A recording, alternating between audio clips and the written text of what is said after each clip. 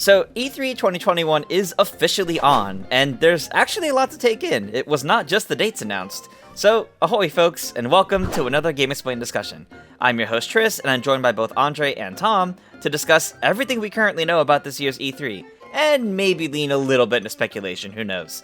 Because this really wasn't what any of us expected to have announced this morning.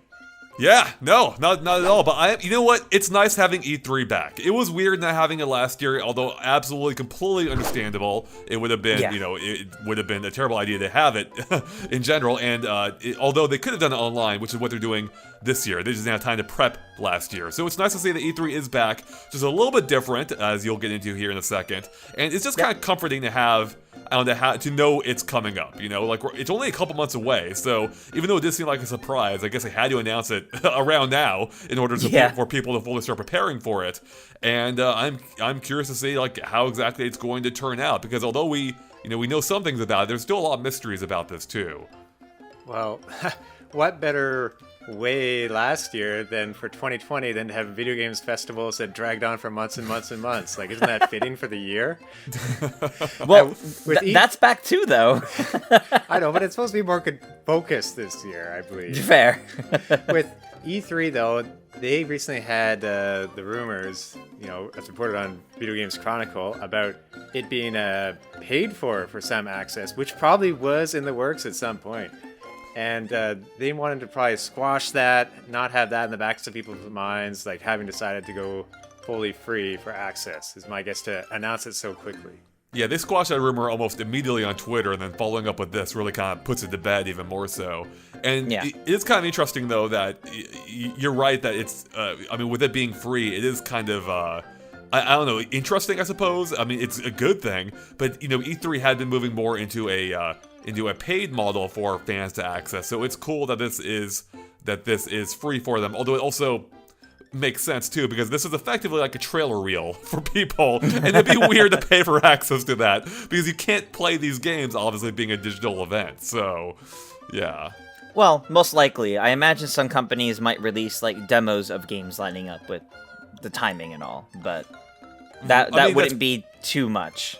Right, and that would probably be, that would be outside of E3's jurisdiction. It would be part of the E3 week, but it's not being released through E3. Maybe except for PC games, which they could, I suppose, but even those, I imagine, would be treated as their own thing. So, yeah, that's definitely fair. Demos are interesting because if we look at the dates for E3, and this is the perfect segue for this, obviously, we have the public days of Saturday, June 12th to Tuesday, June 15th. But media and influencers and anyone that would be doing any kind of coverage and video content, they get access to E3 starting June 7th, that previous Monday. So that's the whole 4 to 5 days where we get a whole bunch of other content, or the same content potentially, before public. And that really begs the question how these companies are even going to be handling these announcements, especially Nintendo. Right, because this whole week is a little, or this whole online thing is a little unusual. So I'm having trouble picturing exactly how it's going to work. For one, the days of the show now is quite a bit longer than it used to be. This is over a week now of content, or over a week worth of E3 if you account for the media and public days. And I'm trying to envision what that means. Will we be able to cover anything on the media days, or do we have to hold that coverage until the public days? Because if we don't, then what's left for the public days, right? And it's weird that there's even this division, because with this being a digital event, it's not like there's limited access to things. Everyone can just log onto a website. I guess it only really makes sense if coverage is held for the public days. But then you have the issue of companies like Nintendo, who tend not to reveal major announcements to almost anyone except for the biggest of outlets prior to their official reveal. And so that makes me think, how would that work at E3? And I'm thinking now that maybe that media week might still work how E3 typically has in the past, where you'll have the press conferences when they usually are, or Nintendo Directs, which in this case would be that first Tuesday. You'd have possibly a Nintendo Direct. You can have other companies filling in for the other days like E3 and EA and Ubisoft, and then maybe during after that point, media is then able to access those games. And I guess we may not be able to talk about them till Saturday. I'm still a little confused how that might work, but yeah, that's the best I've got right now. I think in Nintendo's case, since the Tuesday of E3 tends to be when their big direct is, even though it's usually sometime after the 12th, whenever E3 tends to be, I think this time we actually might get the direct during that media week because they won't want things to leak. Mm-hmm.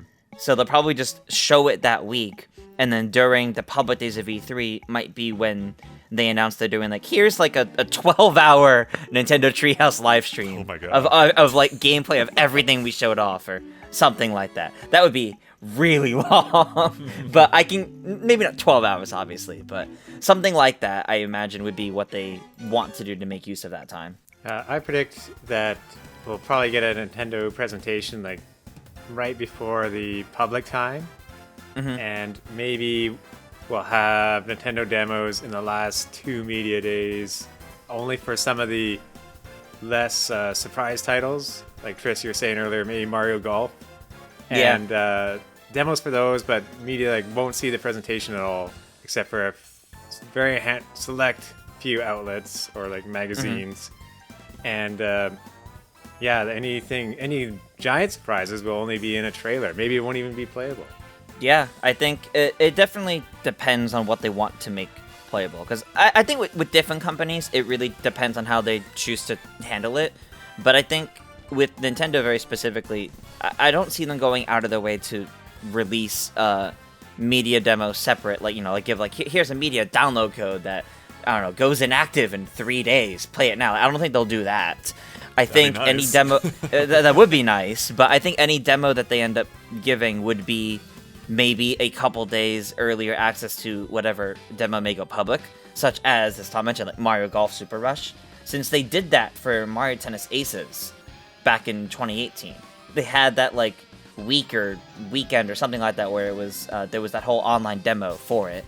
Maybe they'll do the same thing with Mario Golf, but media get a day or two earlier access to it. And then maybe same kind of thing for Pokemon Brilliant Diamond and Shining Pearl, since those are also coming later this year. As I'm pretty sure there's been multiple times where Pokemon games get demos publicly available. Yep. So I think it would be the same demos that the public could get during that time, but media would just get it slightly earlier, which... knowing Nintendo, I don't imagine much in the way of actual demos going out for. Probably most people, and especially the public, will be lucky if we get a trial, like you said, with or a demo of Mario Golf or whatever. But there's no way we're gonna get any Pokemon games, I think, or Breath of the Wild 2. At least definitely not that one. Access, yeah, that'd be amazing. That's why it's weird just envisioning how this is going to work compared to past E3s, because. I don't know, maybe Nintendo will have continuous Treehouse days, maybe shorter segments, but one for multiple days, beyond just the typical 3 we usually have, or 3 3. I don't know. I'm really curious, but I'm excited. It is nice knowing that Nintendo's going to be here, that we'll presumably have a full-on Nintendo Direct, which is just again 2 months away, which I think suggests that we probably won't have another big direct before then. I think that is going to be the big one. It's possible we can have a mini before it. It's unlikely, but yeah, the next big thing to look forward to is going to be E3. It's a nice feeling to know that for certain now too, especially with Nintendo. Yeah, and it's also nice, by the way, that we don't have to worry about another Summer Games Fest with announcements spread across what felt like a 5-month period. Given how E3's been mixed to a lot of people in recent years because of different controversies, different things that have been happening, which they very, very openly address in the media Q&A page that you can literally access on the webpage, which how are you keeping my How are you keeping my data and personal info safe? So they know people are angry about that. Right, about the giant leak a couple years ago to specify with all the media information getting doxed effectively. So yeah, thankfully they're addressing that, which is very, very good. Well, and they it shows that they say they're addressing it. Fair.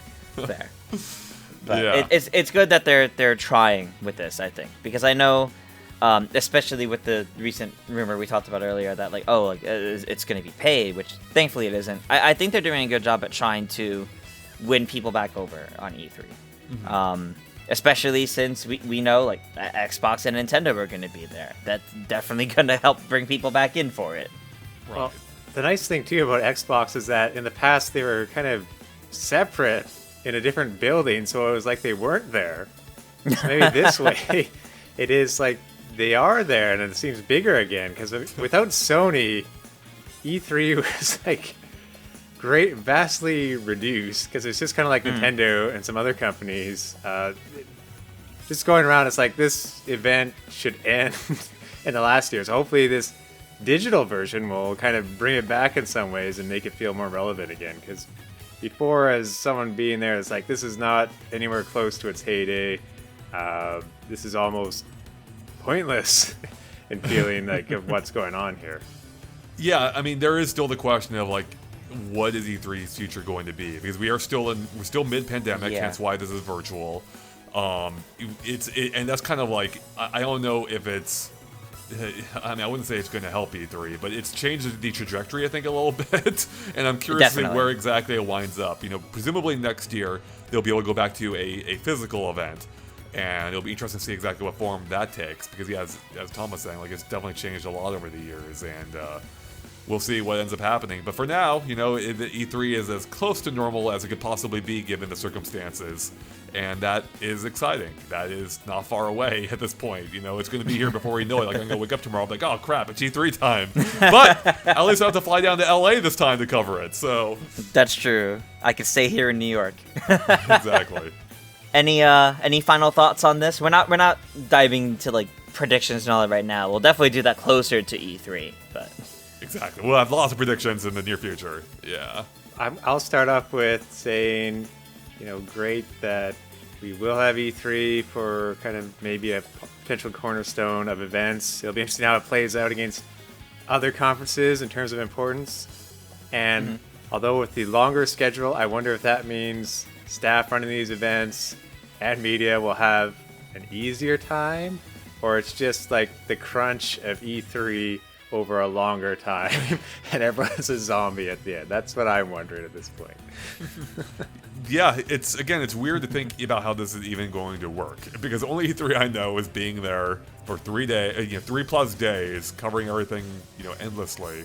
And I think it being online is going to be very different. So I'm still curious to see how that separation between the media days and the public days is going to work exactly, because it's still, the concept of that is still a little odd, or foreign to me, I should say. So yeah. You're going to get a little avatar, and the digital free lunch is going to be a super busy line. Oh my god, that'd be amazing to actually wear virtual queues you have to stand in. I think Nintendo should just bring back Camp Hyrule. Forget E3, just bring back Camp Hyrule, which is something I remember from like 20 years ago, which you got to sign a virtual cabin, you got to hang out with all your 19 other people in your cabin, and you compete against other cabins in all these like Nintendo Online games. It was cool, and we're long overdue. I guess as a final thought for me, I'm very curious how Nintendo's going to handle this, just because it'll be a little sad not seeing like a big booth themed to like Breath of the Wild or recreating New Donk City or any of the big things that Nintendo tends to do with the physical space. It'll be a little sad not seeing that this time around, but who knows? Actually, maybe we'll find when they do their Treehouse streams, maybe they'll have like the office space completely transformed instead. Well, Tris, they could just rent out a warehouse and set up their booth at the back of it. I mean, they could do that and stream. They could. It would be really interesting, actually. Yeah, I think it'd be cool if this won't happen, but I think it'd be really cool as if they actually made like a full-on like virtual space you could walk around in, you know, like almost like a like the Nintendo Land Plaza, but for E3, and you can. I mean, that would be. I mean, then you could just like walk up to game demos and play them through this virtual kiosk.